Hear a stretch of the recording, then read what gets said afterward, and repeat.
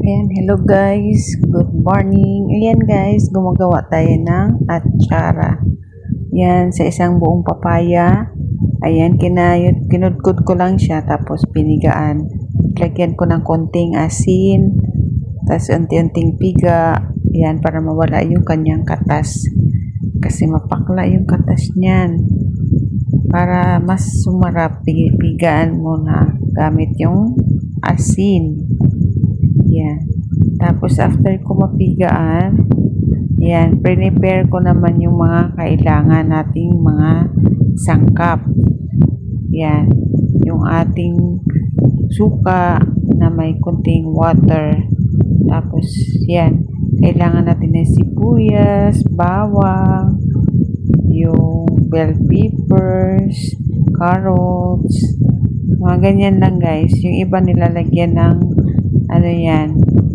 ng ampalaya. Pero ako hindi ko na nilalagyan ng ampalaya yan.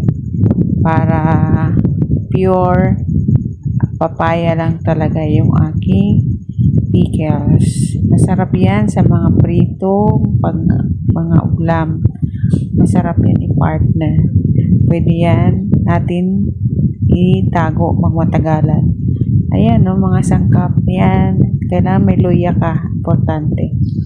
Yan. Papakulo na ako ng suka na mayroong konting water. Nilagay ko lang yung aking asukal. Walang saktong measurement yan guys. Kasi depende yan sa dami na iyong gagawin. Yan. Inuna ko lang yung carrots kasi medyo kapal yung pag-slice ko. Tapos yan nilagyan ko ng mintang buo at saka laurel, pampalasa. Yan. Tapos kumulo, nilagay ko na yung mga ibang sangkap. Yan. Sabay-sabay ko na nilagay. Pakuluan ko lang ng mga tikoro, mga 5 minutes. Okay na yan. Hanguin mo na. Tapos yung aking pinigaan na papaya, doon mo ibuhos yung ating pinakulo na suka.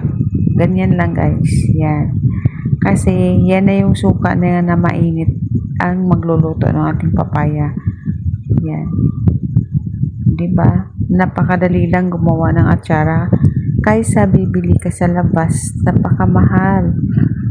Oh, konti lang magkano na kung bibilhin mo. Ayan, magtiyaga ka na lang gumawa. Isang pirasong papaya lang yan, kita mo naman.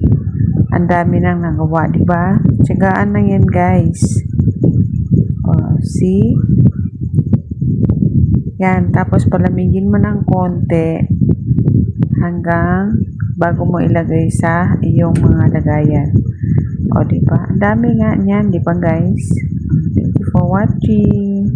Solve na yung ating side dish dyan sa mga prito-prito na ulam.